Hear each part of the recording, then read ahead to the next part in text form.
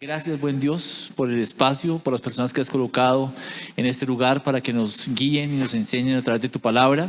Colocamos todo este tiempo en tus manos, no solamente hoy, sino cada viernes que nos encontraremos aquí, Señor, para que sigas tú aparejando el tiempo de cada uno de los que estamos acá, pero también de otros que faltan por venir, Señor, que también anhelan y quieren, Señor, estudiar tu palabra. Gracias, buen Dios, te glorificamos y que sea tu Santo Espíritu hablando a cada uno de nosotros, Señor, trayendo también convicción, que podamos, Señor, quitar todo esquema, toda muro que tengamos y que nos quiera, Señor, minar el entendimiento, Señor, todo aquello que nos quiera estorbar, que podamos ser unas personas con un corazón abierto, que podamos aprender y que estemos dispuestos, Señor, a recibir de tu palabra. En el nombre de Jesús, Señor, gracias y amén. Amén. Gracias, Willy. Amén. Bueno, vamos a empezar hoy. Yo quería mostrarles algo antes de iniciar con Hechos. Yo les prometí la vez pasada que les iba a mostrar mi Biblia. Esta realmente es mi segunda Biblia que tuve. Yo la tuve por ahí de adolescente. Esto dice la dedicatoria. Es de Guillermo Arturo Barahona Díaz, de Los Papitos. Es un regalo de mis padres. Traigo la segunda porque la primera realmente se me cayó a la piscina en un retiro de niños y no la había olvidado usar. Entonces, esta es la que he usado. Si ustedes ven, está gastada, desgastada. Me tocó hacerle reparaciones varias, pero fue la primera Biblia que me leí de tapa a tapa. Y una invitación que hacemos acá, precisamente en los estudios bíblicos, es: lea completa la Biblia. Yo empecé de adolescente y aquí está ya toda rayadita, subrayada, mucha palabra de Dios a mi vida en estos tiempos devocionales, gastadita y todo, pero es un tesoro. Traje otra, tengo varias Biblias, por ahí les voy a ir mostrando en los estudios algunas Biblias que me gustan mucho. Esta es una que usamos mucho en la familia. Desde temprano tenemos varias Biblias de esta edición, que es la Biblia Thompson. No sé si la han escuchado. Es una Biblia muy interesante. Esta es una herencia de mi abuelo. Mi abuelo empezó con una primera Biblia Thompson, la subrayaba, la leía completa y miren el tipo de subrayados, notas que tiene por todas partes. Mi mamá también tenía su Biblia, entonces yo me antojé alguna vez y mi mamá me regaló una Biblia Thompson. Es una Biblia muy interesante, que es la recomendada de hoy, porque es una Biblia que tiene referencias cruzadas. ¿Ustedes saben qué es eso? Quiere decir que al margen de cada texto que usted está leyendo, hay una serie de temas que te guían a versículos relacionados. Algo precioso que encontramos en la Biblia es que la Biblia es armoniosa y coherente desde Génesis hasta Apocalipsis. Tiene todas las referencias cruzadas habidas y por haber y es coherente, es precioso. A pesar de haber sido escrita por tantísimos autores en diferentes lenguas, en diferentes regiones del mundo, en diferentes épocas, mantiene consistencia. Eso solo lo puede hacer Dios y eso es un milagro que nos deja aquí la palabra. Bueno, yo les muestro la mía. Esta es como la quinta Biblia, porque una me la quitó mi esposa. Estaba muy estudiadita, muy rayada. Pero ustedes no van a encontrar en esta Biblia una página sin subrayar. No la van a encontrar. Porque todo el tiempo... ¿eso no es un billete? No. Porque toda la vida me ha gustado subrayar la Biblia. Y tengo los colores que ya les habló Guillermo Arturo, cómo usamos los colores. Tenemos 4 colores: el rojo para todo lo importante para mí, el verde para todo lo profético, el café para todo lo que es pecado y Satanás, el amarillo para todo lo que es Espíritu Santo. Entonces, ahí tenemos nosotros, y por eso yo tengo estos 4 colores en la Biblia. Aquí están el rojo y el café. Por ahí muy poco tengo de verde. Aquí tengo Espíritu Santo, tengo algunas subrayas de amarillo. Eso ayuda muchísimo a recordar dónde tengo versículos importantes, especialmente para las prédicas. Y hay unas que definitivamente se me deshojaron ya de tanto estudiarlas, pero tengo como 5 Biblias más o menos de la Reina Valera. También leí la Nueva Versión Internacional, leí la NBT, todas de pasta a pasta, que es algo que nosotros debemos hacer como cristianos. El estudio de la Biblia es algo que debe caracterizar al Hijo de Dios, al cristiano. Listo, entonces vamos a el estudio verso a verso, ¿sí? Si ustedes vieron ya este estudio bíblico, fue bautizado hace 15 días, teníamos un piloto, hoy ya tenemos nombre, vamos a llamarlo verso a verso porque eso es lo que vamos a hacer. Vamos a sumergirnos en el pasaje de verso a verso y estamos en Hechos capítulo 1. Vamos a leer nuevamente, duramos 2 horas hablando del verso 1, pero ya vamos a retomar y vamos a hacer un estudio un poco más orgánico. Recuerde, si usted quiere hacer aportes, comentarios, lo puede hacer. La idea es que estos estudios son mucho más nutridos y mucho más disfrutables cuando todos participamos, y es el modelo que usted replique en casa. En casa, si usted quiere con su familia, haga esto también. Entonces, vamos a leer todo el capítulo 1, ¿le parece? Vamos a leer todo el capítulo 1. Dice así: en el primer tratado, oh Teófilo, hablé acerca de todas las cosas que Jesús comenzó a hacer y a enseñar, hasta el día en que fue recibido arriba, después de haber dado mandamientos por el Espíritu Santo a los apóstoles que había escogido, a quienes también, después de haber padecido, se presentó vivo con muchas pruebas indubitables, apareciéndoseles durante 40 días y hablándoles acerca del reino de Dios. Y estando juntos, les mandó que no se fueran de Jerusalén, sino que esperasen la promesa del Padre, la cual les dijo: oísteis de mí, porque Juan ciertamente bautizó con agua, mas vosotros seréis bautizados con el Espíritu Santo dentro de no muchos días. Entonces los que se habían reunido le preguntaron diciendo: Señor, ¿restaurarás el reino a Israel en este tiempo? Y les dijo: no os toca a vosotros saber los tiempos o las sazones que el Padre puso en su sola potestad, pero recibiréis poder cuando haya venido sobre vosotros el Espíritu Santo, y me seréis testigos en Jerusalén, en toda Judea, en Samaria y hasta lo último de la tierra. Y habiendo dicho estas cosas, viéndolo ellos, fue alzado y le recibió una nube que le ocultó de sus ojos. Y estando ellos con los ojos puestos en el cielo, entre tanto que él se iba, he aquí se pusieron junto a ellos 2 varones con vestiduras blancas, los cuales también les dijeron: varones Galileos, ¿por qué estáis mirando al cielo? Este mismo Jesús que ha sido tomado de vosotros al cielo, así vendrá como le habéis visto ir al cielo. ¿Les parece si hacemos una pausa allí? Vamos entonces a empezar a comentar verso a verso lo que encontramos acá. Del verso 1 hemos hablado bastante. Simplemente recordar, hay un primer tratado. ¿Cuál es el primer tratado? El Evangelio de Lucas. Y está dirigido a una persona, Teófilo. No sabemos mucho de él. Sabemos que puede ser una eminencia porque en Lucas se dirige a él como excelentísimo Teófilo, un cargo, un adjetivo que se le da a una persona en eminencia. Y luego dice que en ese primer tratado habló de todas las cosas que Jesús comenzó a hacer y a enseñar. Ya nos dijo el tema del Evangelio de Lucas. ¿Tú quieres comentar algo de ese primero? Recordar un poquito que el autor del libro de los Hechos es Lucas.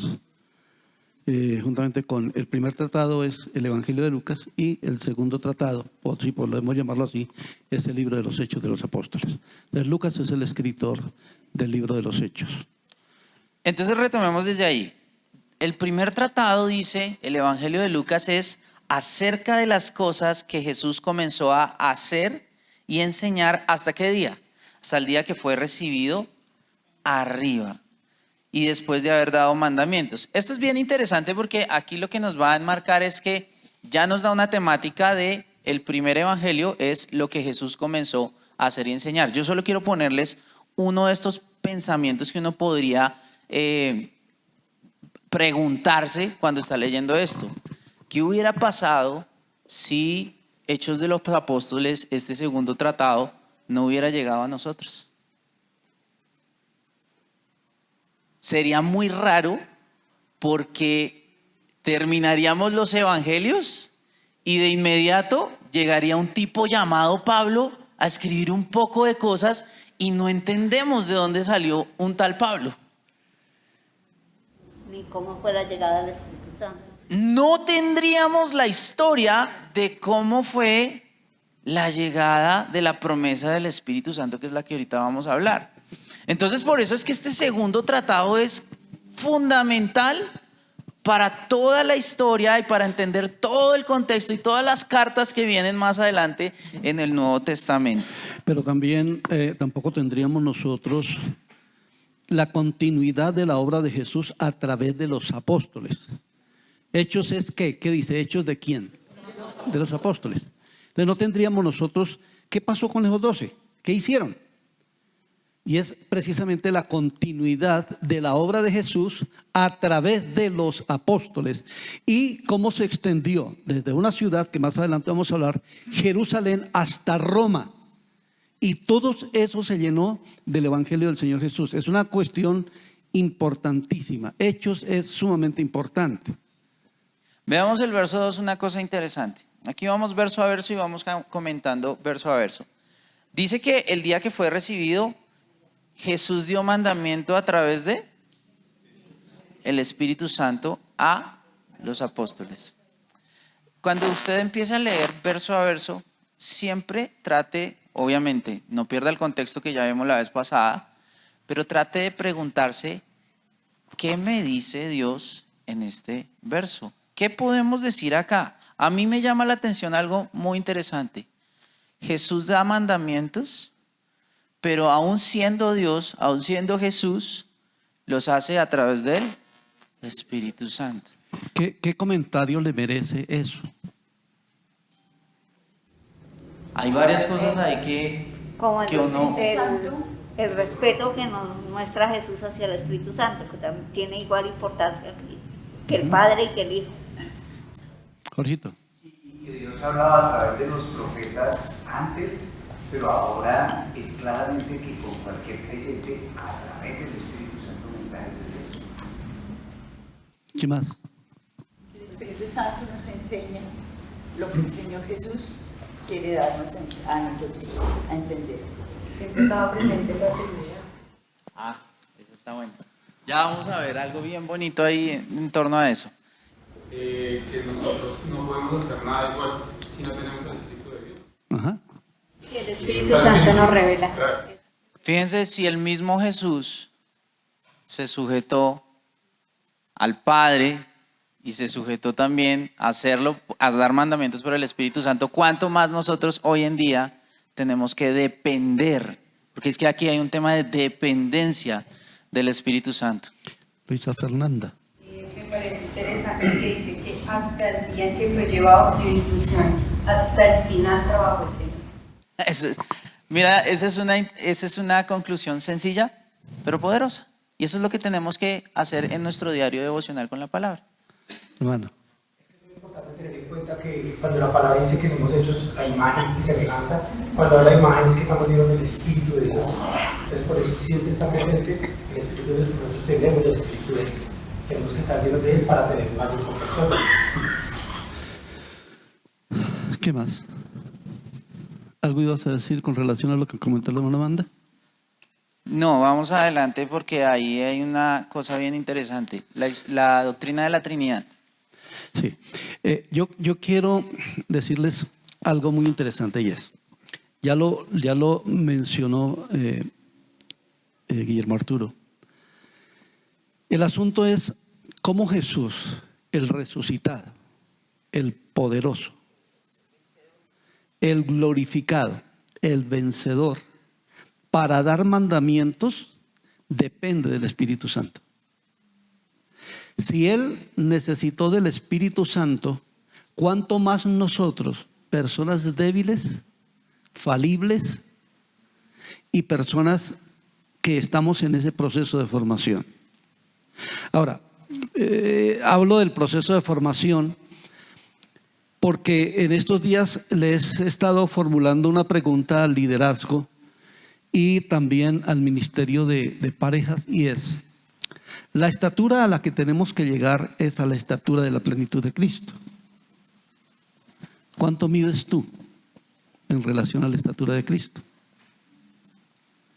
¿Y cuándo vas a lograr esa estatura? ¿Y cómo vamos a lograr esa estatura si no es por el trabajo que el Espíritu Santo haga en nosotros? Esas son cosas que nosotros tenemos que reflexionar en torno a si Jesús, siendo la gran figura, el gran Dios, el gran Señor, necesitó del Espíritu Santo, ¿cuánto más nosotros en este tiempo necesitamos de la guianza del Espíritu Santo? Fíjense que ¿para qué fue la intervención del Espíritu Santo? ¿Para qué? Para dar mandamientos. Para dar mandamientos. Para dar mandamientos.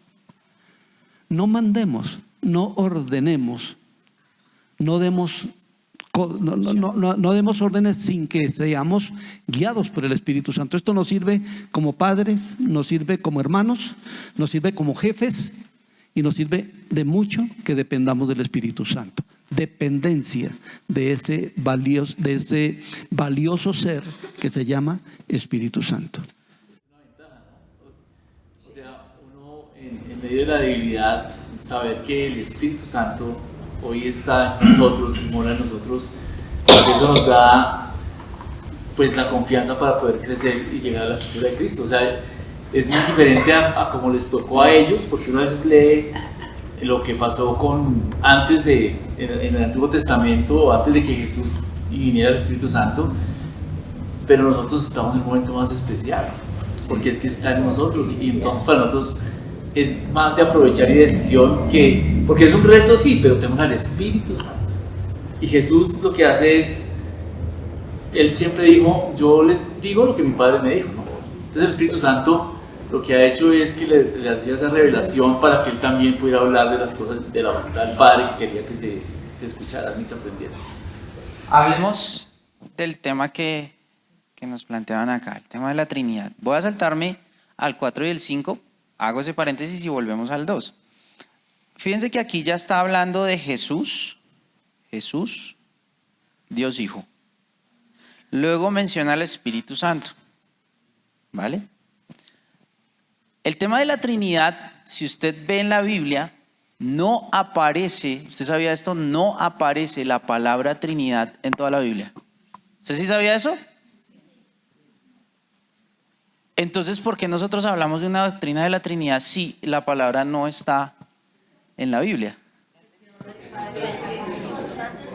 Porque es una doctrina implícita y la vemos en este tipo de pasajes. Noten algo lindo, precioso, versos 4 y 5, cuando dice lo siguiente: que estando juntos, Jesús, estamos hablando de Jesús, fue el que les mandó algo, esperando la promesa de el Padre, Dios Hijo, Dios Padre, y luego dice: porque Juan ciertamente bautizó con agua, mas vosotros seréis bautizados con Dios Espíritu Santo. Este tipo de pasajes son aquellos que nosotros debemos tener claros y tener subrayaditos. ¿Se acuerdan los colores? ¿De qué color vamos a subrayar acá, Espíritu Santo? Amarillo. Muy bien, entonces tengan ese tipo de colores allí, porque hay muchas personas, incluso doctrinas erradas, que han ido y las grandes herejías, las grandes sectas han surgido precisamente del cuestionamiento de la Trinidad. Déjame hablar un poquito ahí de las sectas. Los testigos de Jehová enfatizan solo al Padre.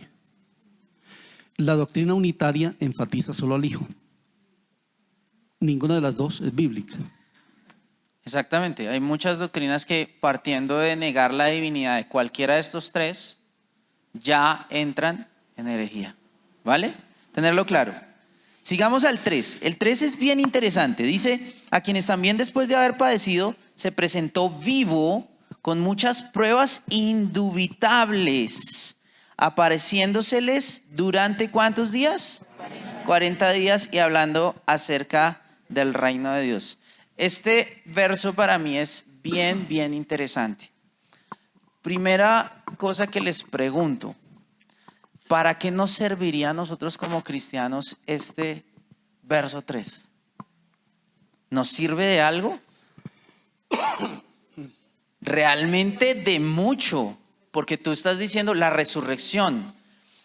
Recuerden acá, siempre que estamos con este verso y queremos interpretarlo, lo vemos a la luz de toda la palabra. Y recuerden acá que hemos hablado bastante de una cita de Pablo en 1 Corintios 15, donde ahí especifica que si Jesús no ha resucitado, vana es nuestra fe. La piedra angular sobre la cual descansa la fe cristiana es la resurrección de Jesús. Cualquier argumento en contra del cristianismo se combate con la evidencia de que Jesús resucitó. Es súper importante que sepan cuáles son las pruebas indubitables. ¿Qué es indubitable? Indudables. No se pueden poner en duda las pruebas de que Jesús se presentó vivo y dice después de haber padecido. Entonces aquí hay varias cosas que tenemos que tener claro. Primero, ¿Jesús padeció? Sí padeció. ¿Por qué es importante esto? Porque hay muchos que niegan que Jesucristo estuvo en la cruz.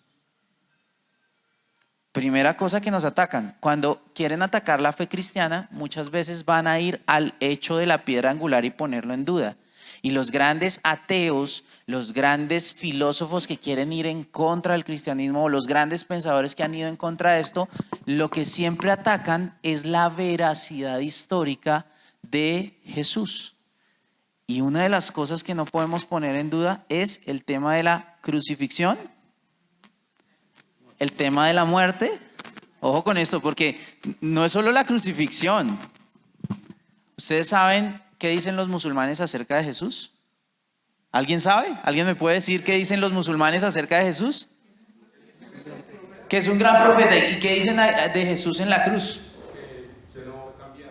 Que fue cambiado, que él no murió y por lo tanto tampoco resucitó. Ojo con eso, tenemos que tener esas pruebas.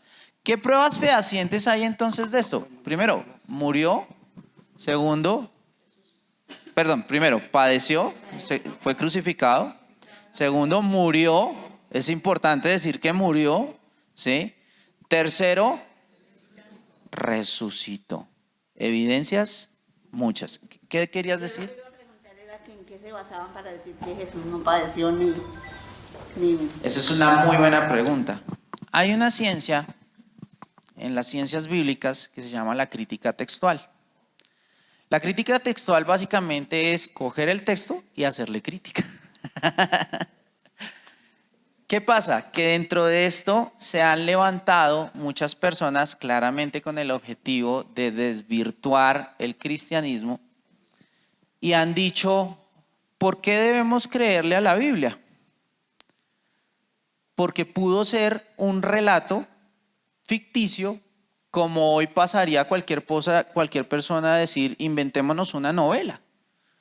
Y entonces, como quieren desvirtuar esto, el primer argumento que sacan es, ojo, ¿qué nos dice que esto es un cuento, una novela, una producción literaria fantasiosa?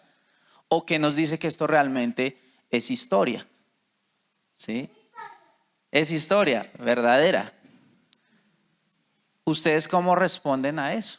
Que es la pregunta que mi hermana hace. Hay básicamente dos grandes cosas primarias que evaluar ahí. Hay una cosa que se llama la evidencia interna y otra cosa que se llama la evidencia externa. ¿Qué quiere decir esto? La Biblia por sí misma, evidencia interna, quiere decir lo que dentro de la Biblia dice. ¿La Biblia por sí misma puede demostrar veracidad histórica? Esa es la evidencia interna. Esa es una pregunta grande que hacer. La evidencia externa lo que dice es, hay otras fuentes externas diferentes a la Biblia que puedan verificar que la Biblia es verdad. En ambas la respuesta es sí. En Hechos de los Apóstoles particularmente tenemos mucha evidencia interna, muy buena, que todas estas se acompañan con la arqueología. Entonces, ahí, paréntesis, a veces miramos la arqueología o algunas personas miran la arqueología y las ciencias y dicen, no, todo lo científico es malo. No.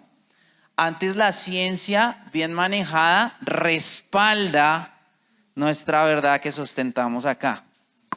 La arqueología ha demostrado, particularmente en Hechos de los Apóstoles, cuando Lucas lo escribe de una manera, ¿se acuerdan de qué contexto era Lucas?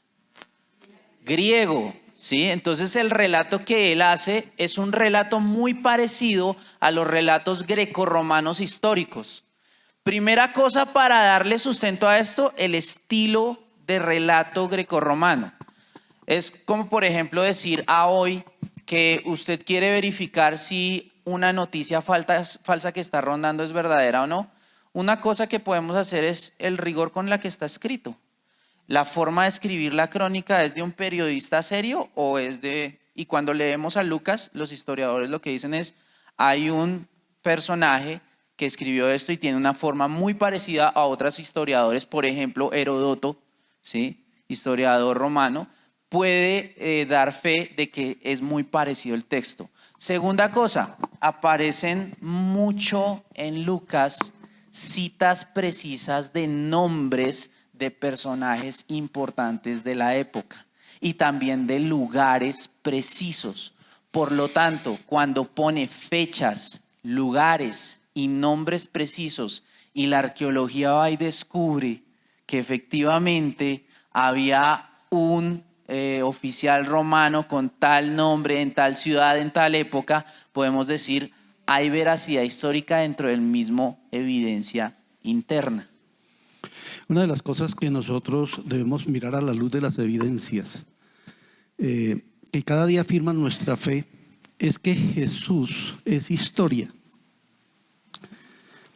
Porque no se puede negar la existencia de Jesús, inclusive en la edad en que estamos viviendo. Llevamos 2025 ¿de qué? Ok, una evidencia tan universal como esta dice que Jesús fue historia, es historia. ¿Sí? Jesús es historia. Entonces, cualquiera puede lanzar una teoría, deja la teoría, pero es solamente una teoría, no es una realidad, no es una veracidad. Entonces, ojo, porque hay muchas teorías que vienen de cualquier pensador y dicen, no, esto no es así, esto surgió así, así, pero es una teoría. Pero hay otras evidencias que contrastan mucho estas teorías. Por lo tanto, Jesús es historia. Si Jesús es historia, son historias sus milagros, ¿sí? Si sus milagros son historia, es historia su muerte y su resurrección. Y si es historia su muerte y su resurrección, nosotros tenemos que decir, esto es una evidencia tan grande que no puedo yo negarme a esa evidencia histórica que tenemos nosotros aquí en la Biblia y en todo lo que es historia. ¿Cierto? Entonces, partamos de ese hecho. Todo el mundo universalmente acepta que hubo alguien que dividió la historia en dos, antes de Cristo y después de Cristo. Todos los que escriben una carta, un documento, escriben febrero 28 de 2025, ¿de qué? Después de Cristo. Retomando, es que realmente lo que dice mi papá, hay consenso en la comunidad académica, tanto secular como cristiana, de que poner en duda la historicidad de Jesús realmente sería ridículo, ¿sí? Tanto la evidencia interna que les cuento, o sea, solo les conté una forma, Hechos tiene muchas citas precisas que lo hacen un relato confiable histórico, pero también evidencia externa. Entonces les venía contando de la evidencia externa. ¿Qué es la evidencia externa? Ir a fuentes externas. ¿Qué fuentes externas hay? Muchísimas. De hecho, usted quiere consultar historiadores externos a la Biblia, es decir, autores que no fueron los de la Biblia inspirados, que hablen de estas cosas y verifiquen. Nombres hay varios. Flavio Josefo. Flavio Josefo era un judío que vivía durante la época del Imperio Romano y a pesar de ser judío, digamos que no estaba relacionado con el cristianismo. Por lo tanto, es una fuente externa válida para preguntarnos si Jesús fue real, y él tiene relatos que acreditan la historicidad de Jesús. Y los milagros, porque además Y Flavio los Josefo milagros también habla de hablan ellos. como una realidad los milagros. Él lo coloca en la historia que los milagros de Jesús fueron realidad. Por poner otro ejemplo, y si lo quieren investigar más profundo, Tácito también es otro historiador de los primeros que se puede dar recuentos del tema del cristianismo, de la existencia de Jesús. Ahora, esos dan veracidad de que Jesús existió en el tiempo en el que la historia bíblica lo pone. ¿Qué evidencias hay entonces de la piedra angular de la fe de nosotros? De la resurrección. Porque cuando usted le pregunten, ¿y por qué usted cree que la resurrección no es fantasía? ¿Usted qué va a responder? Pruebas indubitables, dice el verso 3. ¿Qué pruebas indubitables tenemos? ¿Se te ocurren algunas de la resurrección? ¿A alguien se le ocurre algún? Ok, ahí mismo está diciendo, Jesús se apareció después de haber padecido, es decir, después de haber muerto, se apareció vivo, ¿sí? Pero sale el contraargumento, famoso contraargumento de las personas que quieren debatir el cristianismo. Dicen, oiga, ¿y no será que más bien son unos locos que querían decir cualquier historia? Porque pudo haber que los 12 discípulos contaran cualquier historia de que Jesús resucitó porque estaban locos. ¿Cómo refutamos ese argumento? Ay, por ahí. Martica dijo algo bien interesante. ¿Quién dice eso? Pablo menciona en una de sus cartas, Corintios, ¿no? Sí. En Corintios, él habla de que Jesús apareció a más de 500 personas. Más de 500 En 1 personas. Corintios 15 precisamente. Una cosa es decir que hay un delirio colectivo de 12 personas, ¿sí? Una cosa es decir que puede ser una secta de 12 personas y están locos. Pero otra cosa es afirmar que 500, perdón, voy a decirlo así coloquialmente, se fumaron lo mismo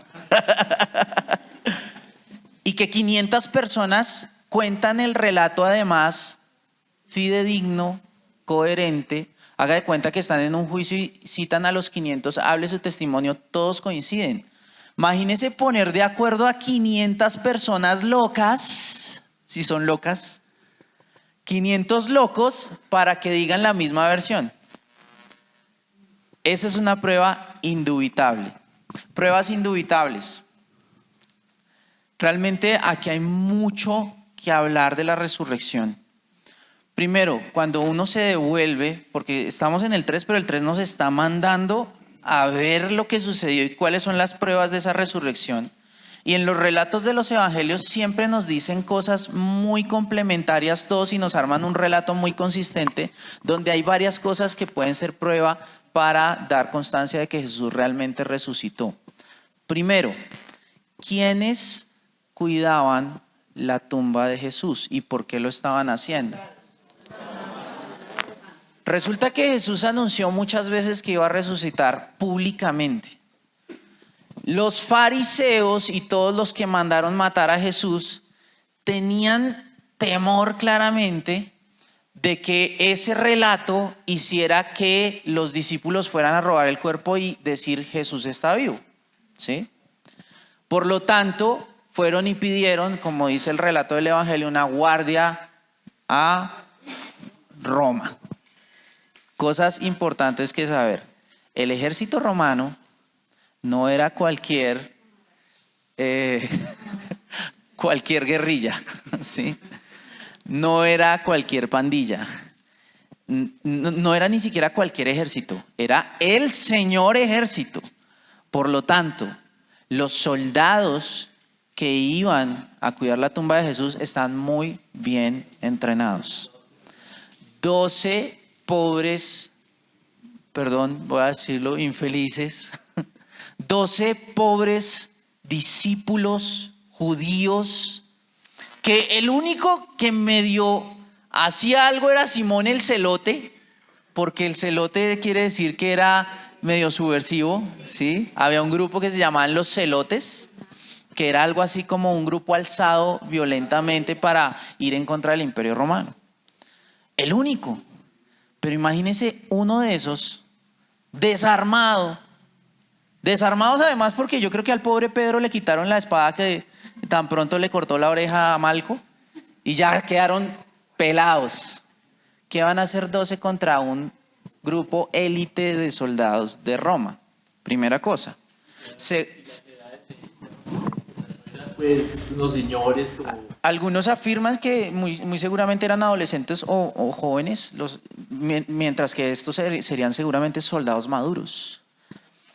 Pero además, si hubieran logrado hacer esta hazaña, los soldados, al no cumplir su función, estaban ya condenados a la muerte. ¿Cómo es, pues, que dan un relato donde ellos cuentan lo que pasó en los evangelios a riesgo de su propia vida? ¿Sí? Segunda prueba. ¿Otras pruebas hay? Tenemos que mirar un asuntico acá en el informe de la guardia. Ustedes saben que fueron sobornados por los principales sacerdotes. Si eso dice en el capítulo 28 de Mateo, dice, y ellos tomando el dinero hicieron como se les había instruido. Este dicho se ha divulgado entre los judíos hasta el día de hoy, que el cuerpo de Jesús fue hurtado, ¿cierto? Que no resucitó, que vinieron los discípulos y se lo robaron. Pero hubo algún lambón, alguien que soltó la lengua y que de entre los que recibieron dinero dijeron, eso no es verdad. Ahora, acordémonos de otra persona. Pero yo te hago ahí una intervención porque ese relato es importante por una cosa adicional. La tumba era una hendidura, una excavación que se hacía en la piedra y se corría una piedra. Para asegurar eso, había un sello que se ponía sobre la piedra. Si el relato de los guardias era así, el sello no tenía por qué haberse roto. Y el sello se rompió. O sea, tampoco les cuadraba el testimonio. Ok, entonces, acordémonos también que entre los generales del ejército que estaban crucificando a Jesús, hubo un soldado, o uno de esos grandes, que después se convirtió, llamado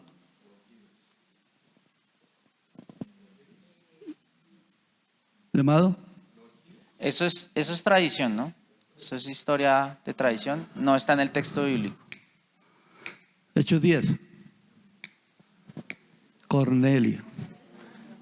¿Sí? Sí, pero lo que digo es que no lo relaciona el texto bíblico directamente a que era eso, sino que la tradición afirma que pudo ser Cornelio uno de los soldados. Sí, claro, pero él estaba allí cuando dice que él presenció, había una película precisamente hecha sobre Cornelio, que la hicieron unos actores cristianos que se llama Yo presencié su gloria.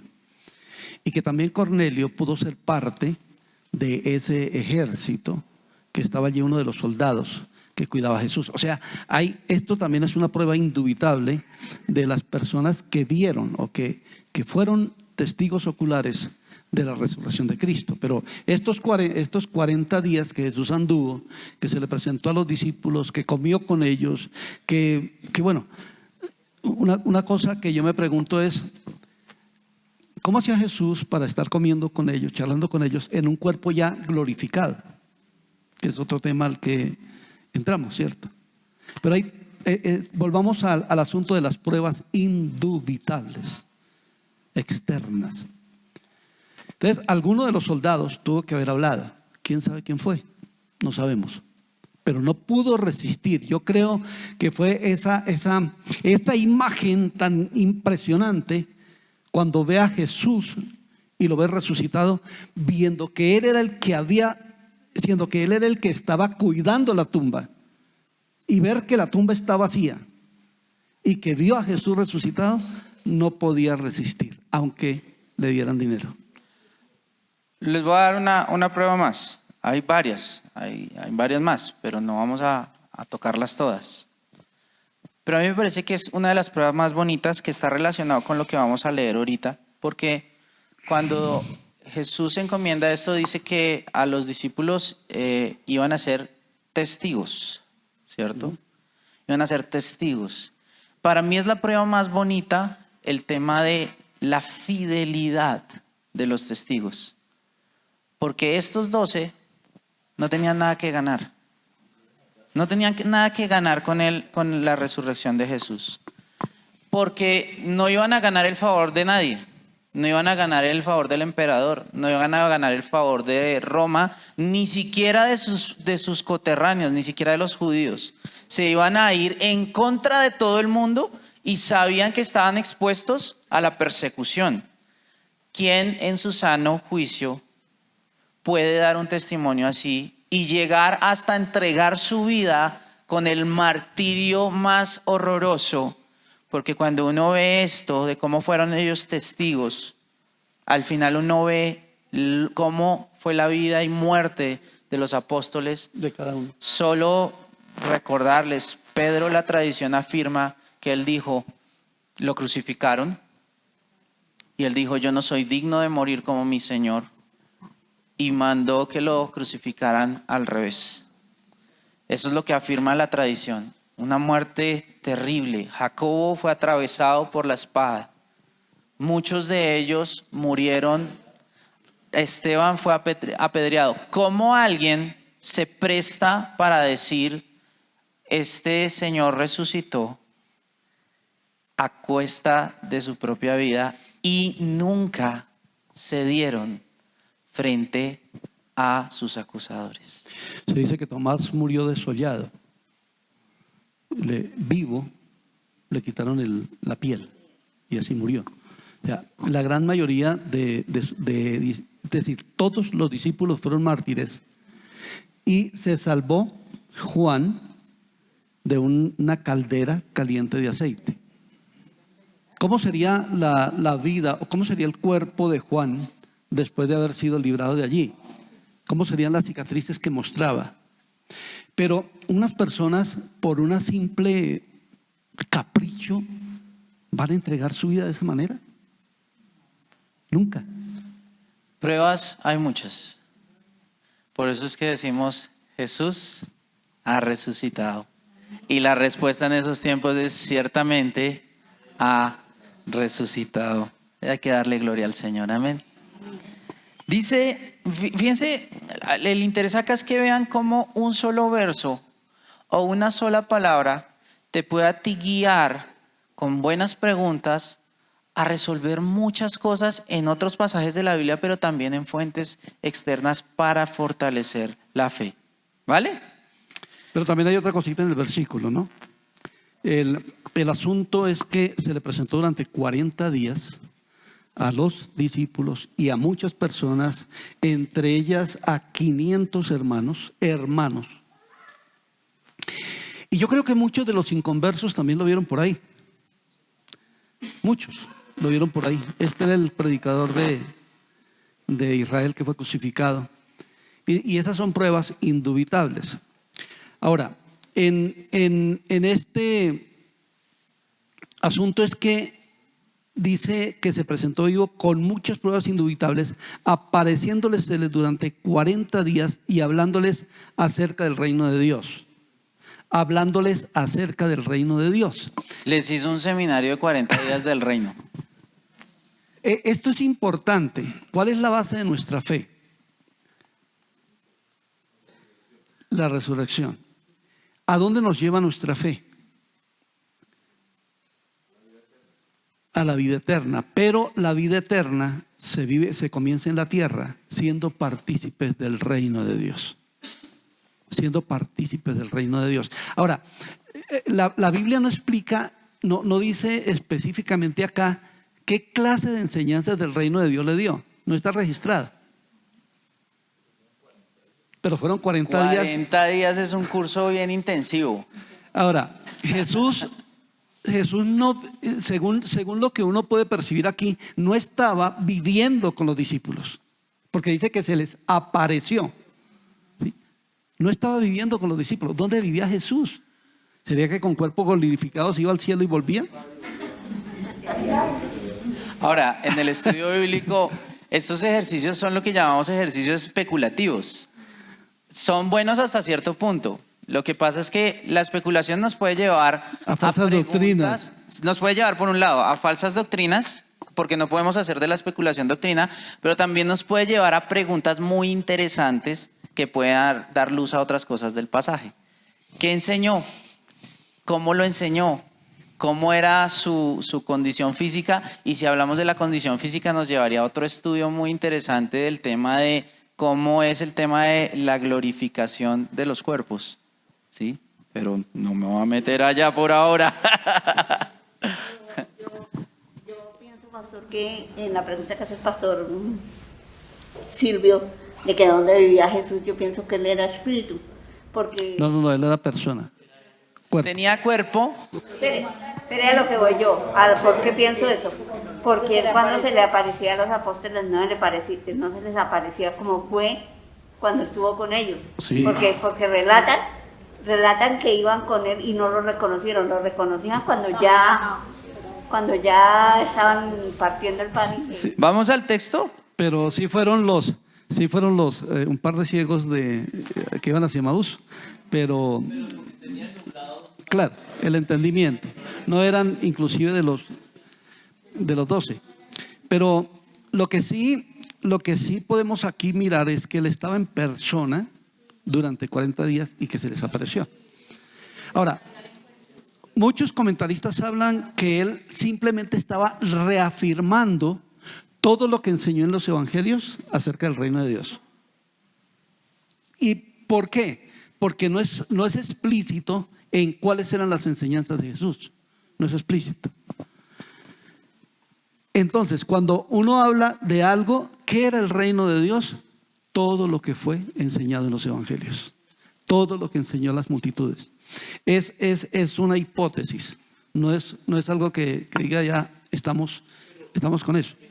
La resurrección es porque el cuerpo que murió vivió. O sea, Cristo como hombre pues muere en la cruz, pero su resurrección también tiene que ser a su cuerpo, que le dio vida a su cuerpo. O sea, el Espíritu Santo lo levantó de los muertos, pero en su cuerpo. Sí. Ahí, nuevamente les digo, no me quería meter en este tema porque abrimos entonces otro estudio bíblico. No, pero fíjense cómo cada cosita tenemos que ser muy rigurosos en cómo abordamos el tema. No podemos especular. Ya hablamos que la especulación nos lleva a falsas doctrinas. Si queremos definitivamente saber cómo era el cuerpo de Jesús, tenemos que preguntarnos, no, ¿qué pienso yo? ¿Podría ser espíritu? No, tenemos que ir a la misma palabra a entender qué nos dice acerca de los cuerpos glorificados. De eso hay mucho que abordar y por eso no, digamos que lo podemos abordar después, pero hoy quiero centrarme en otras cositas. ¿Qué nos dice Pablo? Que estos son tiendas mortales, que estos son tiendas temporales, que los cuerpos que tendremos después serán glorificados. ¿Qué nos dicen los pasajes acerca de Jesús? Que Jesús, primero, recuerden, cuando se enfrentó a Tomás, le fue muy explícito y le dijo, toca. Y Tomás tocó. ¿Qué tocó?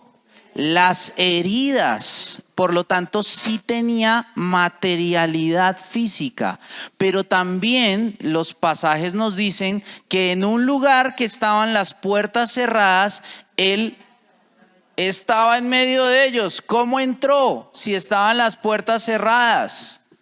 Entonces también, a pesar de ser un cuerpo físico, había una intangibilidad que ahí sí ya entramos en la especulación, pero sabemos que Jesús atravesó sin problema la puerta o los muros y podemos tener esa dualidad allí. Más allá de lo que nos dice el texto bíblico se llama especulación. Por lo tanto, nos quedamos con el texto bíblico. Diferente, porque nosotros vamos a tener un cuerpo glorificado, pero vamos a ver las heridas de Cristo. Sí. Hay muchos que han escrito en torno a cómo serán nuestros cuerpos, pero nuevamente discernamos y tomemos mucho rigor en qué es lo que dice la Biblia versus qué es lo que se infiere o especulan algunos a partir de la Biblia. Chévere la resurrección, ¿no? Alguien dice que la resurrección es la esperanza de los feos. Porque resucitamos bonitos.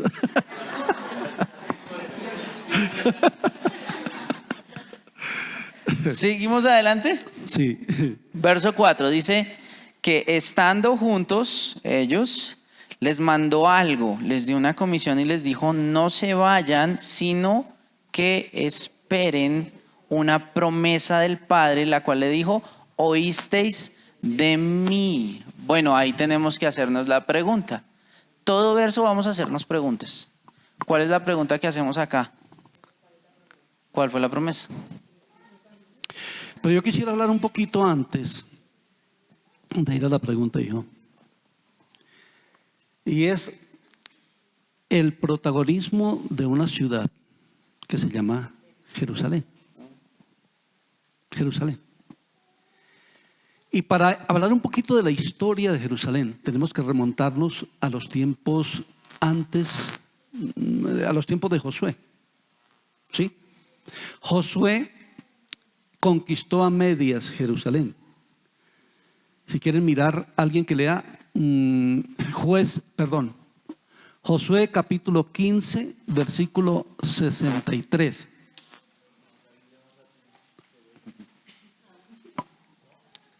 Si alguien tiene la sagrada versión Reina Valera.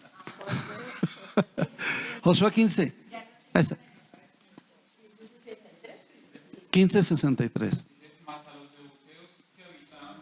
En Jerusalén, los hijos de Judá no los pudieron desarraigar. Antes quedó el rebuseo en Jerusalén con los hijos de Judá hasta hoy. Bueno, Jebús era el nombre inicial de Jerusalén. Jebús, la ciudad de Jebús. Y cuando estaba Josué conquistando, llegó a Jerusalén, pero no pudo arrojar a todos los jebuseos, es decir, que se quedaron ahí. Luego, en Jueces, nos dice la Biblia que quien conquistó a Jerusalén fueron la tribu de Judá. Sin embargo, Jerusalén en los tiempos de David no quedaba en la tribu de Judá, sino en la tribu de Benjamín. Allí estaba la ciudad de Jerusalén. Entonces, Jerusalén la hizo el rey David capital de Israel. ¿Y por qué? Porque allí estableció el tabernáculo de David y era el lugar de adoración. Estableció una serie de mandamientos hacia el templo y fue donde quitó la cortina del tabernáculo y David penetraba directamente a la presencia del Señor en Jerusalén. En Jerusalén se hizo el famosísimo templo de Salomón. Una de las maravillas del mundo era el templo de Salomón. Entonces, allí estaba el templo de Salomón. En el año 931 antes de Cristo hubo la división y el país de Israel se dividió en dos. Hacia arriba quedó el reino de Israel y en un momento los reyes en el norte se establecieron en una ciudad capital que se llamaba Tirsa. Luego hubo un hombre, uno de los reyes, que fundó una ciudad mucho más trascendental que se llamó Samaria y estableció como capital del reino del norte a Samaria. O sea, Samaria era de Israel. Abajo queda el reino pequeño, el reino de Judá, pero sigue como capital Jerusalén. Muy bien, ¿hasta cuándo? Hasta el año 586 antes de Cristo, cuando Jerusalén fue conquistada por Nabucodonosor y destruida. El templo fue saqueado, el templo fue destruido y se llevaron todo el oro hacia Babilonia. ¿Qué pasa con la ciudad de Jerusalén durante ese exilio? Como 60 y pico de años totalmente abandonada.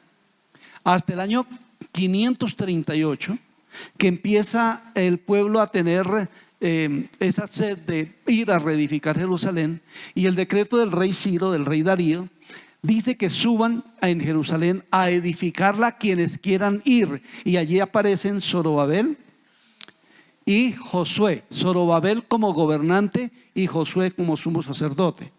Reedifican el templo y en el año 516 Jerusalén es reinaugurada. Pero bueno, con los imperios que vienen, el imperio griego, hubo mucha destrucción. Ustedes saben que también hubo un hombre malísimo, los Antíocos, y Antíoco Epífanes, que fue uno de los más malos, en el año 165 quiso ir a destruir a Jerusalén por completo. Y camino a Jerusalén se le pudrió el estómago y vino juicio de Dios, y Antíoco Epífanes se murió. Bueno, ¿qué pasa entonces?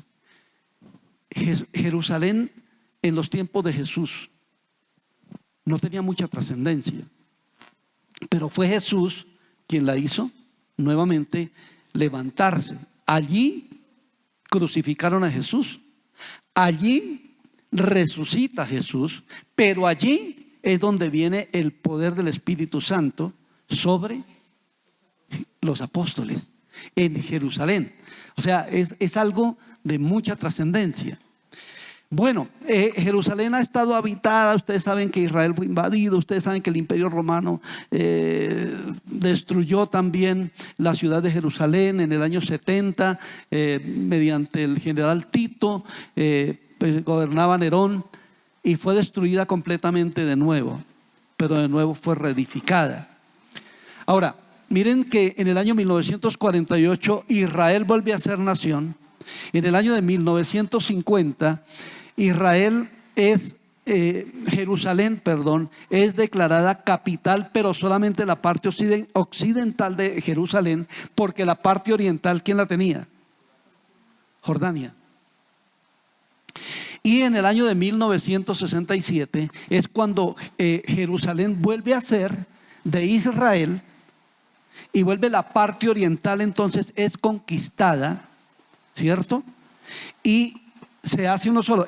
La parte oriental es la que los palestinos quieren como capital, pero nunca ha existido una Palestina en la historia. Nunca ha existido una Palestina en la historia. Ellos quieren la parte oriental como capital de los palestinos, del país de Palestina, y la parte occidental entonces que la tome Israel. Israel no lo va a permitir, y no lo permitió por una cosa. En el año de 1980 Jerusalén queda establecida como una unidad, como un municipio compacto, indivisible y eterno. Colocaron en su proclama de la capital de Jerusalén. ¿Qué pasó? Las naciones enteras se fueron contra Israel por esa ley que estableció Israel de Jerusalén ser única e indivisible y eterna. Es increíble, ¿no? Las naciones todas se fueron contra Israel. ¿Y qué pasó? Trasladaron las embajadas, todas las embajadas casi, de Jerusalén a Tel Aviv, para hacer a Tel Aviv capital y que dejara de ser capital de Israel. Fíjense que Trump volvió la embajada de Estados Unidos y a reconocer Jerusalén. Ahora, Jerusalén tiene tanta trascendencia, mis hermanos, que Jerusalén será la patria y la habitación eternal de todo salvo, porque se llamará la patria eternal, la Nueva Jerusalén. Es interesante toda esta historia que hay detrás de esta ciudad, Jerusalén, y que, bueno, nosotros tenemos que amar esta ciudad. Eso está bien interesante. Fíjese la profundidad que podemos llegar, pero también recuerden a dónde queremos aterrizar, ¿no? Pensemos por un momento qué es lo práctico de esto, cómo esto nos habla más allá de llenarnos de historia, ¿sí? Y aquí tenemos que, recuerden el cuadrito, ¿se acuerdan del cuadrito? Preguntémonos qué en su contexto hablaba este tema. y cómo nos habla a nosotros habiendo pasado por exégesis y reflexión teológica, ¿vale? En su momento, preguntémonos, ¿cómo sería este mandato? ¿Cómo lo recibirían los discípulos del Señor? El mandato de quédense en Jerusalén. Preguntémonos, Jesús está hablando a sus discípulos, ¿vale? Y les está diciendo, vayan a esta ciudad. ¿Qué implica eso? Una obediencia, pero no una obediencia cualquiera. Exactamente. Resulta que en Jerusalén estos discípulos eran personas no gratas en este momento de la historia. O sea, el mandato no era fácil. El mandato era claro, devuélvanse allá donde a ustedes los persiguen por andar diciendo que yo estoy vivo. Donde hay una guardia romana, donde hay un gobierno romano, donde hay un gobierno espiritual, ¿cómo se llama eso?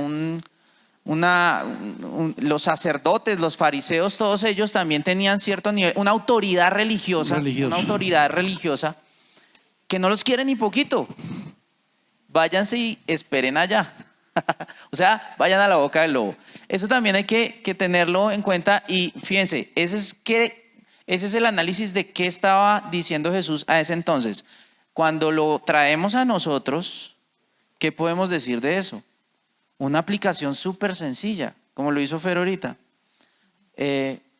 Si Jesús nos manda algo, por más difícil que sea, tenemos que tener la fe y la confianza en Él, de que aunque nos mande a la boca del lobo, Él nos va a guardar. Una de las cosas que nosotros tenemos aquí es que en los tiempos de persecución, nosotros tenemos que enfrentar la persecución. No es salir huyendo.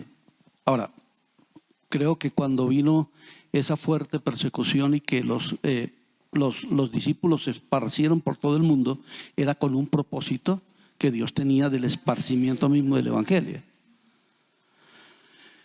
Hay lugares donde la gente se enfrenta a muchas situaciones duras.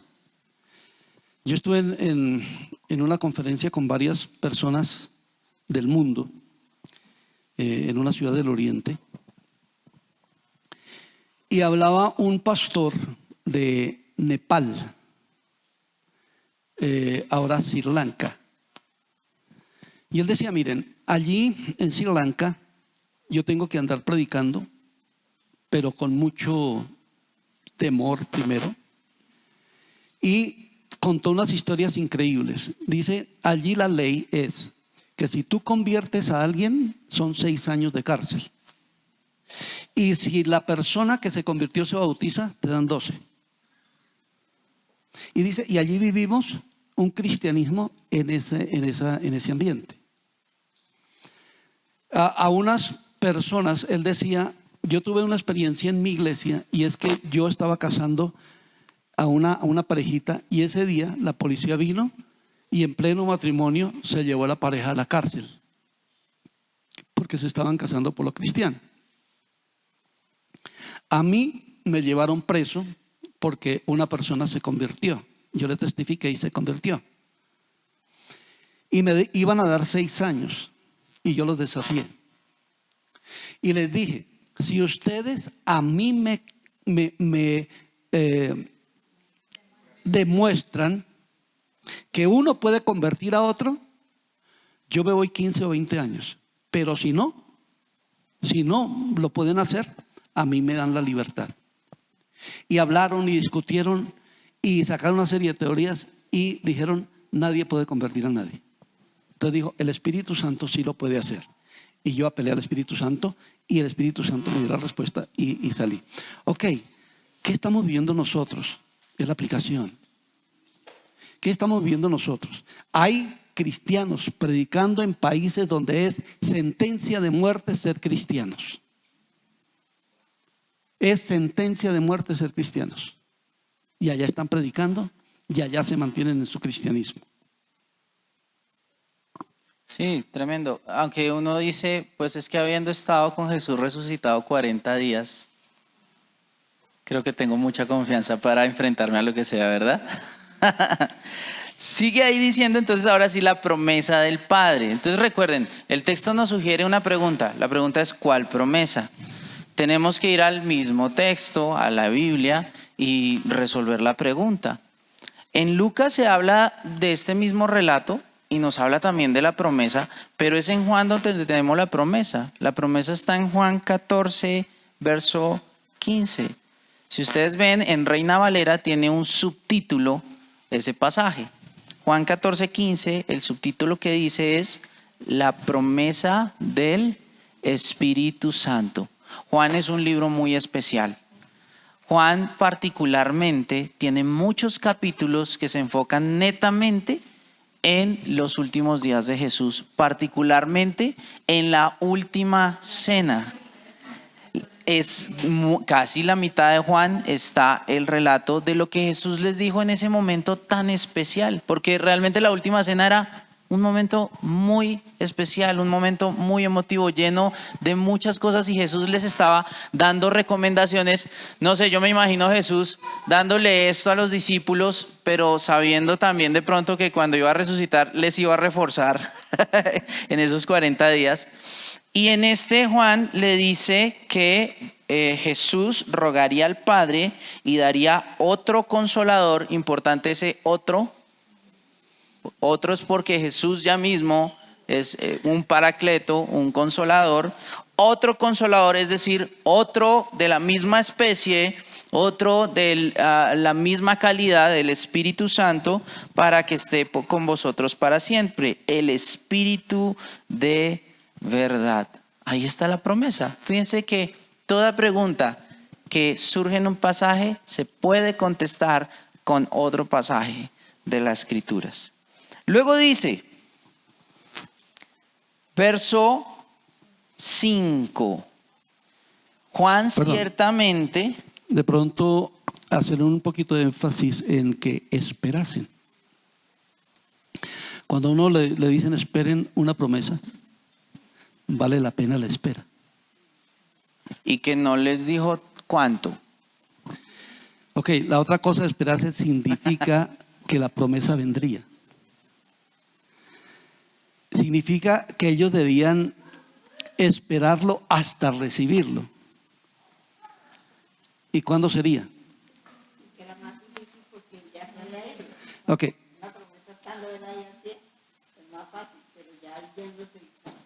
Había que esperar y ser probados lógicamente en la paciencia de esperar. Hay promesas para ti. En ese entonces era la promesa del Espíritu Santo. Hay promesas para ti. Espérala. Espérala. Hay que saber esperar. Y esa promesa se hará efectiva. Si nosotros somos fieles al Señor en su búsqueda, la promesa vendrá. Algún día se va a cumplir, porque Dios es un Dios veraz. El Señor nunca miente. Y sus promesas, dice la Biblia, que son en Él sí y en Él amén. O sea, en Él que es veraz y en Él que así sea o así será. En Él sí y en Él así será. Promesas. Vuelvo e insisto, no les dijo cuánto. Vaya y espere. En Jerusalén. ¿Cuánto? No sé. Pero luego dice que Juan ciertamente bautizó con agua, pero vosotros seréis bautizados con él. Ahí está recordando la promesa. Entonces la promesa de Juan 15 ahí les está diciendo cuál es. Que iban a ser bautizados con el Espíritu Santo dentro de no muchos días. Pregunta, ¿cuántos son esos no muchos días? No dice el texto, pero podemos saber. Claro que sí. ¿Por qué podemos saber? Sí. ¿En dónde está escrito? Juan.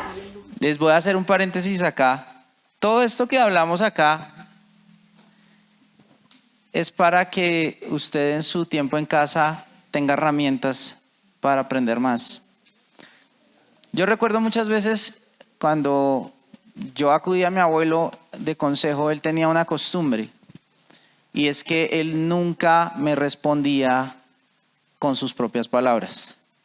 Él siempre me decía una cita bíblica, lea en voz alta. Entonces, ¿qué les parece si les pongo ese reto? Si les lanzo una pregunta, usted me responde, pero con el verso bíblico.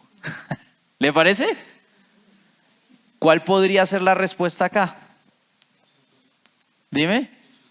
Hechos 2, nos tenemos que saltar un poquito hoy. Nos vamos a saltar brevemente porque dice el verso 2:1, cuando llegó el día de Pentecostés, estaban todos unánimes juntos, y luego cuenta la venida del Espíritu Santo. Ahí nos dice cuándo lo recibieron. Ahora, yo pregunté, ¿cuántos son esos días? ¿Podemos saber con esa cita nada más cuántos días son? Así por sí mismo, no. Por ahí ya me están diciendo 10 porque ya saben la respuesta. Para los que no saben la respuesta, ¿cómo sabemos que fueron 10 días? La palabra clave es Pentecostés. La Pentecostés es una fiesta que fue instituida en la ley mosaica. Entonces del 2 nos tenemos que saltar al Pentateuco. Y cuando vemos Pentecostés, era una fiesta que se celebraba 50 días, de penta, de 5, Pentecostés 50 días después de la Pascua. ¿Cuándo murió Jesús? Jesús en la última cena come la Pascua con sus discípulos y es entregado en esa noche, y luego viene pasión y muerte de Jesús. O sea, dice fiesta 50 días, pero aquí nos está diciendo el texto en Hechos 1 que acabamos de leer que Jesús estuvo apareciendo cuando resucitó ¿por cuántos días? 40 días, desde la resurrección despuesito de la Pascua hasta Pentecostés, ¿sí? Entonces, si Pentecostés son 50 menos los 40 que estuvo, más o menos, podemos decir más o menos, 10 días les tocó esperar. Eso es lo que hay que hacer cuando estudiamos la Biblia, ¿vale? No es tan difícil, no es tan difícil. Lo importante es leer la Biblia, toda. No use fuente externa, todo está en la Biblia, lo sé porque la he leído constantemente varias veces y sé para dónde tengo que ir. Creo que aquí hay una aplicación para nuestra vida, y es, a veces la promesa está más cerca de lo que nosotros creemos. A veces la promesa está más cerca de lo que creemos, o puede demorarse mucho. Alguien dice, bueno, ¿y cuánto se demoró Dios en darle la promesa a Abraham? 25 años. ¿Se demorará Dios 25 años? Pues si demora 25, lo importante es esperar hasta que venga. Además, fue la semilla de la promesa porque apenas le dio a Isaac. Entonces, lo que nosotros miramos en todo esto es, sabemos esperar hasta que llegue la promesa del Señor. Sabemos ser pacientes en la espera. Fíjense que quédense en Jerusalén hasta que venga la promesa. Pero fueron 10 días nada más. Que nosotros podamos decirle a Dios, Señor, esperaré en ti, aunque te demores. Pero si de pronto quieres dármelo ya, Señor, dame la paciencia, pero ya. Para nosotros es más fácil que para ellos, porque vivimos en el gozo del Espíritu Santo. O sea, nosotros, pues claro, o sea, todos tenemos sueños, metas, pero tenemos la paz, o sea, la paz de Cristo y el gozo del Espíritu Santo, que lo que vivimos es lo mejor. O sea, lo que vivimos nosotros en la voluntad de Dios es lo mejor, porque vendrán, así sea difícil el momento, pero todo eso en las manos de Dios es bendición. Pero tenemos el Espíritu Santo que nos da esa paz. O sea, ella es como una comunión que debemos tener con el Espíritu Santo, de tener la paz de esperar, de pasar por lo que tenemos que aprender para que venga lo que necesitamos. Ahora, ellos esperaron y viene el bautismo del Espíritu Santo, que ahí es donde estamos en el 5, surgen preguntas. Pero pareciera que Jesús sí les da una esperanza mucho más en lo que habla del final del Espíritu Santo cuando dice que recibiréis la promesa del Espíritu Santo dentro de no muchos días. O sea, sí hay un asunto aquí que les da una... Sí, y cuando mi papá decía eso de la espera corta, la espera larga, también vamos a otro verso que dice que un día para el Señor son como 1000 años y 1000 años como un día, ¿sí? Porque también está la otra promesa, ¿no? De que Jesús vuelve. Ese es otro pilar de nuestra fe, el retorno de Jesús. Y en ese nos ha dado la promesa de la venida viene, Él viene pronto, ¿no? Decimos, Maranata, viene pronto, ¿no? Entonces, esperar en Dios requiere eso. Yo, para cerrar esta primera sección y hacer un pequeño breicito, ¿sí? Me gustaría que dejemos hasta el 5. Y el 5, aunque es extenso, yo creo que simplemente mencionar esto. Abramos el 5 diciendo, habla de 2 bautismos. El bautismo de Juan y el bautismo con el Espíritu Santo. Primera pregunta para dejar este tema abierto es, ¿qué es bautismo? Y es muy sencillo. ¿Qué significa bautismo? Una inmersión, estar sumergido, ¿sí? Entonces, quería hacer, antes de que retome mi papá, estaba hablando aquí con mi querida hermana y ella me menciona algo que es bien interesante y es un consejo para todos. Ella me estaba hablando de su hija, ¿puedo mencionarlo? ¿Está bien? De su hija, como en cierta ocasión le dice un argumento en contra de la Biblia diciendo, no, pero es que fue escrita por hombres. Entonces, el argumento que te digan eso es muy fácil de responder. Es decirle sí. Y de hecho, por eso creemos más, porque fue escrita por hombres de diferentes épocas, diferentes contextos, diferentes niveles de educación y se ponen todos de acuerdo. Entonces eso solo lo puede hacer un milagro. Pero también en un periodo, es decir, en un periodo de tiempo muy largo. De 1600 años. ¿Sí? Diferentes idiomas también. Y leí alguna vez un apologeta que hablaba de esto y él decía, si hiciéramos el mismo ejercicio hoy de tratar de convocar a 40 autores diferentes, de diferentes contextos, de diferentes naciones, escriban un libro que sea coherente entre ustedes, nada más hoy, no le pongamos la diferencia de las épocas, sale un sancocho, ¿sí? Entonces, lo más importante que sí quería decirles es que hay 2 ejercicios que tenemos que hacer. Una cosa que tenemos que tener clara es, en ese momento Dios, ¿qué quiere que hagamos? ¿Evangelismo o apologética? Porque son 2 cosas diferentes. Entonces, algunos dicen, la apologética es el preevangelismo.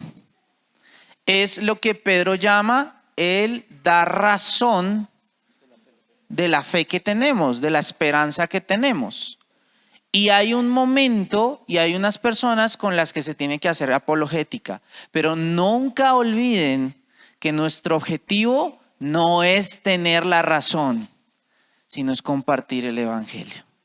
Y ese es el evangelismo. Entonces hay momento para todos. Y en la apologética, aún si estamos haciendo apologética, lo hacemos con el fruto del Espíritu Santo, es decir, con amor.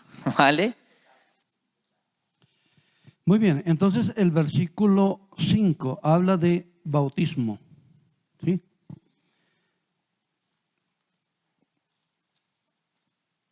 Ese te lo dejo a ti. Y dice, porque Juan ciertamente bautizó con agua, mas vosotros seréis bautizados con el Espíritu Santo dentro de no muchos días. ¿Cuántas clases de bautismo hay?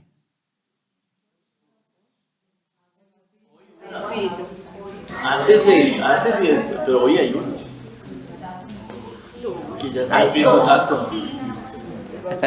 ¿Por qué 2? ¿Quién dice 2?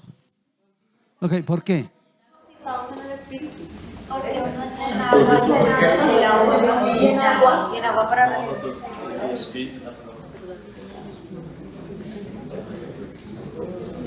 Pues yo pienso que 2. ¿Piensan? ¿Cuántos dicen que 2? Muy bien. ¿Cuántos dicen que 1? No, ninguno.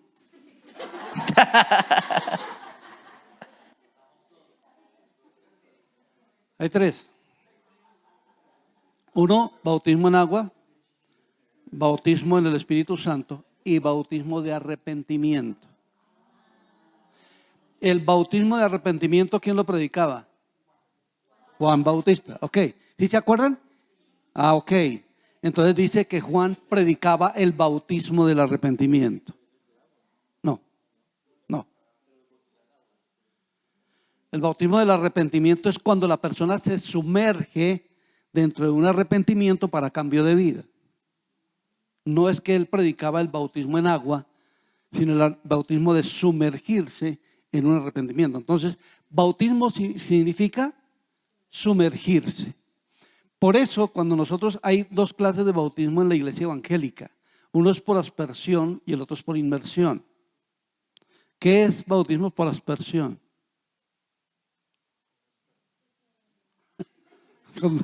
Con un spray, dice William.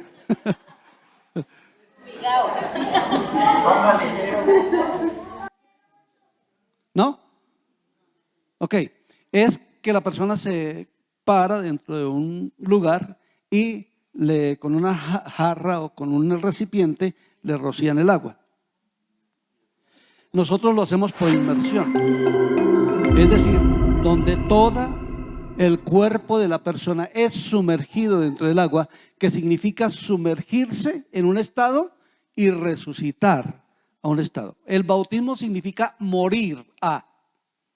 Se sumerge y muere a una naturaleza para resucitar, y cuando sale del agua es que resucita. Claro, y máxime resucitan cuando el que está bautizando no sabe bautizar.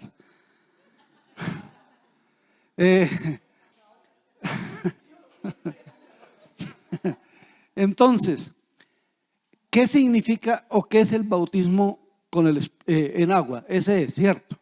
Bautismo de arrepentimiento, bautismo en agua. ¿Y qué es el bautismo en el Espíritu Santo? Porque aquí hay 2 cosas que analizar. ¿Qué es tener el Espíritu Santo y qué es ser bautizado en el Espíritu Santo? ¿Qué dice? Porque por un solo espíritu fuimos todos bautizados en un cuerpo, sean judíos o griegos, sean esclavos o libres. No. Bueno, ese no es tanto. No, Juan 14, 15. Dice: si me amáis, guardad mis mandamientos, y yo rogaré al Padre y os dará otro consolador para que esté con vosotros para siempre.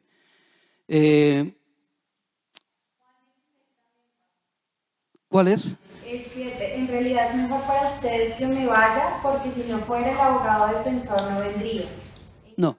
Cuando dice que estará en vosotros, que estará con vosotros y en vosotros. ¿Sí? Ahí se me olvidó ahorita la cita. Pero cuando nosotros recibimos el Espíritu Santo, cuando nosotros recibimos al Señor, el Espíritu Santo viene dentro de nosotros. Cuando somos bautizados por el Espíritu Santo está sobre nosotros. Entonces, es como cuando la diferencia puede ilustrarse de esta manera. Cuando yo ingiero un vaso con agua, el agua está dentro. Y cuando yo me sumerjo en una piscina, el agua está sobre mí, ¿cierto? Entonces, esa es la diferencia. Cuando yo recibo al Señor, el Espíritu Santo entra a morar en mí. Y cuando soy bautizado con el Espíritu Santo está sobre mí. Entonces, es una cosa espectacular. Yo le decía ahorita a Jorgito que qué bonito ser cristiano. Qué lindo ser cristiano. Y entender todas estas verdades sobre el Espíritu Santo, que está con nosotros, pero está sobre nosotros. Entonces, eso fue lo que sucedió. Los discípulos, cuando recibieron al Señor, ellos el Espíritu Santo estaba dentro, pero hubo ese bautismo que vino sobre ellos y que hubo una manifestación que lo vamos a ver en Hechos 2, que reposó sobre ellos con lengua de fuego. Increíble eso que se vio allí, ¿no? Que hablaban en otras lenguas, que hablaban en idiomas distintos, las maravillas del Señor, y todo eso fue el estruendo. Todo eso lo veremos en Hechos 2. Pero eso es, qué bonita es la promesa del Espíritu Santo. Para dar más claridad, tú decías, ahora tenemos un bautismo. Ese ahora nos lanza una pregunta. Recuerden lo que yo les dije. Si había pregunta, ¿cómo se responde? ¿Ese ahora es desde cuándo? Si hay un verso que me responda a eso, me levanta la manito. Yo mientras les muestro 2 versos de algo que sucedió después incluso de Pentecostés, ¿vale? Después de Pentecostés. Llegaremos allá porque está más adelante en Hechos, pero tengo que mencionarlo acá. Primero, Hechos 8. Hay una comisión para ir a predicar el evangelio en Samaria. Y resulta que el verso 14 dice que cuando los apóstoles que estaban en Jerusalén oyeron que Samaria había recibido la palabra de Dios, enviaron allá a Pedro y a Juan. Y mire lo que dice el 15, los cuales, habiendo venido, oraron por ellos para que recibiesen el Espíritu Santo, porque aún no había descendido sobre ninguno de ellos, sino que solamente habían sido bautizados en el nombre de Jesús. Primer pasaje. ¿En dónde? En Samaria. En Samaria. Sí, en Hechos 8. Muy bien. Pero sucede en Samaria. Después de Pentecostés. Vamos, Hechos 19. Y vamos a ver que ahora los personajes acá no son Pedro y Juan, es Pablo. Está en Éfeso. Y dice a la gente que está en Éfeso, les pregunta Pablo, ¿recibisteis el Espíritu Santo cuando creísteis? Y ellos le dijeron, ni siquiera hemos oído que hay Espíritu Santo. Entonces dijo, ¿en qué pues fuisteis bautizados? Y entonces, 19, estoy leyendo el 2 y el 3. Y el 19 dice, ¿en qué pues fuisteis bautizados? Y ellos dijeron, en el bautismo de Juan. Hay una diferencia, porque dice Pablo que Juan bautizó con, aquí está la cita que mi papá habla, bautismo de arrepentimiento, diciendo al pueblo que creyesen en aquel que vendría después de él. Esto es en Jesús el Cristo. Y cuando oyeron esto, fueron bautizados. ¿Ven la diferencia? ¿Sí vieron la diferencia? Ahí está claro. Juan bautizó con bautismo de arrepentimiento. Y luego de oír esto, fueron bautizados en el nombre del Señor Jesús. Y habiéndole impuesto Pablo las manos, vino sobre ellos el Espíritu Santo. Una aclaración aquí también de doctrina. El asunto, hay una doctrina de... Aquí dice que se bautizaron en el nombre de Jesucristo. ¿Cómo bautizamos nosotros? En el nombre del Padre, el Hijo y del Espíritu Santo. ¿Por qué en este principio los judíos los bautizaban en el nombre de Jesús? El mandato era que se bautizaran en el nombre del Padre, el Hijo y del Espíritu Santo. Porque ellos difícilmente creían en que Jesús era el Mesías. Por lo tanto, se bautizó en un principio a los judíos en el nombre de Jesús. Que además es muy explícito porque ahí dice Jesús, el Cristo. ¿Ustedes saben qué significa Cristo? No. Es exactamente la palabra griega equivalente a Mesías, lo cual significa ungido. ¿Vale? Entonces les estaba diciendo, en el nombre de Jesús, el Mesías. el ungido. Interesante, ¿no? Volvemos a Hechos capítulo 1. Pero era para que se entendiera, fíjense que está muy claro allí los dos tipos de bautismo. Entonces viene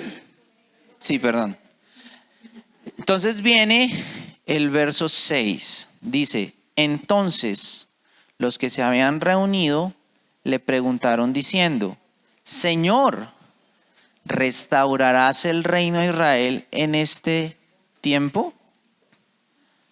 Pregunta a ustedes.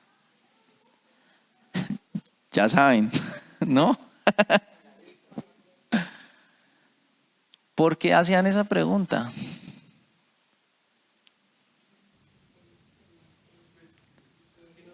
Las citas, pero desde Isaías y los profetas se esperaba la venida y la restauración del reino de Israel, solo que ellos aún piensan que es el reino físico, y que va a venir un caudillo así como los jueces, así como todos los caudillos que hubo en la época de los reyes, que va a restaurar el reino de Israel, incluso como era cuando estaba David. ¿De qué les estaba enseñando Jesús en los 40 días? Del reino. O sea, primera cosa, un poco obvia, no tan precisa como dice Sebas, pues porque estaban hablando de eso.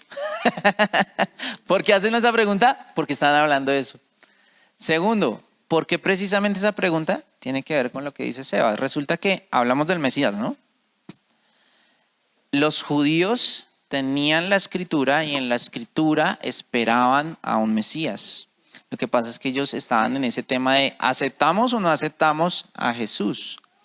Pero las profecías mesiánicas, es decir, toda profecía que estaba escrita en el Antiguo Testamento que hablaba de la venida del Mesías, seguramente venía acompañada, y ustedes lo pueden ver en los profetas, como dice Sebastián, que muchas veces las profecías mesiánicas venían acompañadas con la promesa de que Israel sería restaurado. Ahí entra la historia que mi papá les hablaba de Jerusalén, ¿no?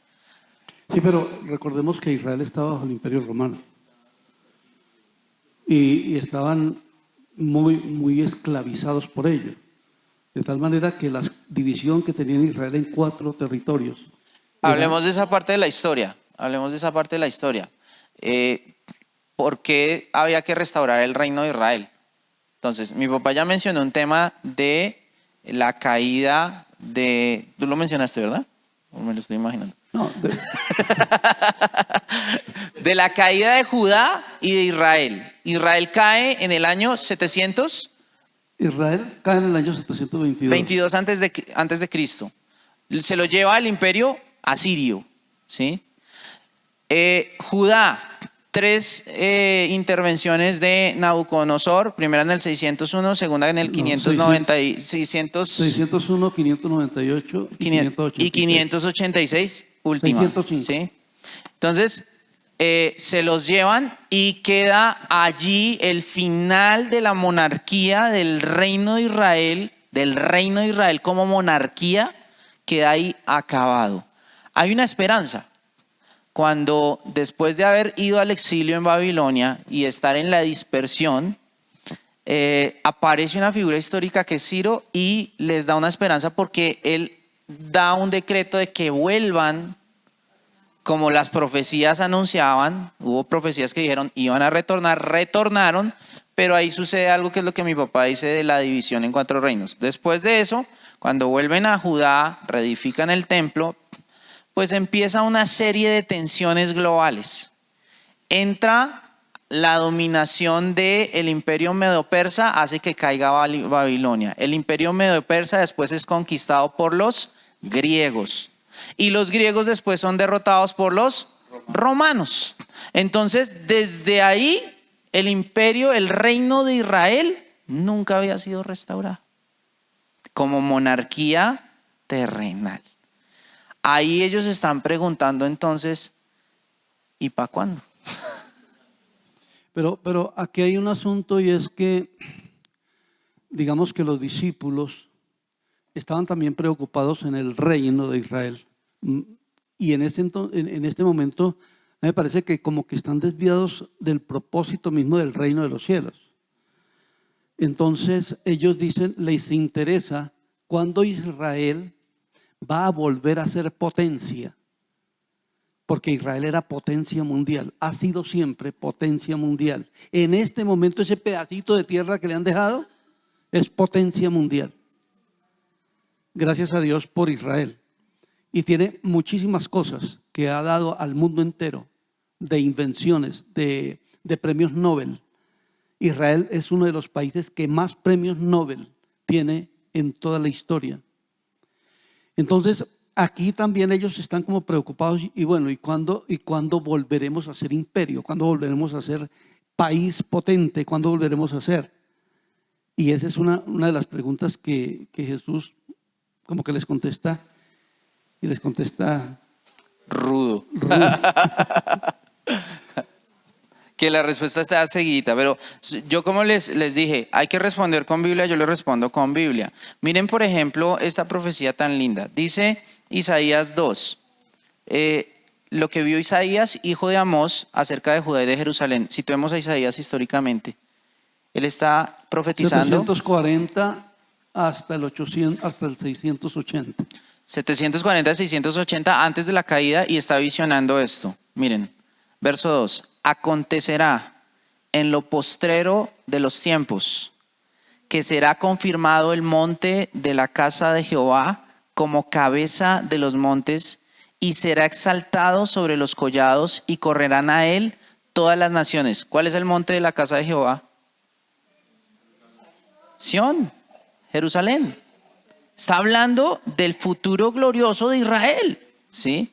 Así como estas profecías, muchísimas. Entonces, claramente, los discípulos que tenían conocimiento de estas profecías se están preguntando, ¿y para cuándo esto? Zacarías ¿Sí? 13:1.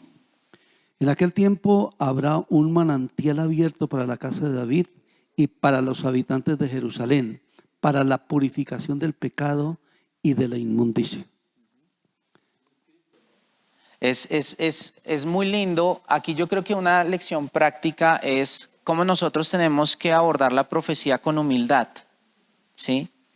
Fíjense que esto, tú dices, sí, se cumplió en Jesús, pero pónganse, cuando Jesús nació, ¿cuál era el pensamiento que tenían de cómo iba a ser el Mesías? ¿Cómo iba a llegar? Pensaban que iba a llegar a destituir al César, que iba a ser un guerrero, que eso iba a ser o sea, Gladiador se quedaba cortito, ¿sí? Máximo Décimo Meridio no es nadie, ¿sí? Pero ¿cómo llegó Jesús? Un bebé en un pesebre envuelto en pañales. ¿Cómo entró a Jerusalén? Ahí hay un asunto de admiración. Ustedes saben, a veces nosotros hacemos la imagen del pesebre como lo hacemos en Navidad. ¿Pero qué era un pesebre? Una artesa de madera donde le echaban la comida a los animales. Bien higiénico el parto. Sí. Estaba lleno de baba de donde comían las vacas. Porque hay una artesa de esas, de madera. No es el pesebre que adornamos. Y todo lindo y todo precioso. Y traemos musguito y le ponemos vaquitas y le ponemos todo eso. No. Jesús estuvo en su cuna finísima, fue una artesa de olor a muñiga y de olor a baba de vaca y de caballo, no sé qué. Pero allí estuvo el rey de las naciones. Y a veces nos creemos nosotros mucho. Pero yo a lo que iba es que seamos humildes cuando enfrentemos los textos proféticos. Muchos no fueron humildes, se imaginaron esto. Incluso los mismos discípulos sabían la historia del nacimiento de Jesús. Ya sabían que Él no había llegado como todo el mundo esperaba. Y ahora que había prometido el reino, ellos seguían con la mentalidad de antes de que llegara Jesús. Y seguían pensando que en algún momento ese Jesús iba a darles palo, iba a acabar todo, Ojo con esto. Muchas veces cuando abordamos la profecía, y ahorita que nos queda a nosotros esperar el retorno de Jesús, y hay mucha profecía que muchos quieren que Jesús llegue de una manera, ¿sí? Y en eso tenemos que guardar humildad, no ser orgullosos. ¿Cuántos predicadores no se han lanzado a decir, Jesús viene mañana? ¿Sí? Y han tenido que salir a pedir excusas públicas, ¿sí? Y dicen, no, es que ya es el eclipse y ya se juntaron todos los astros y mañana llega, ¿sí?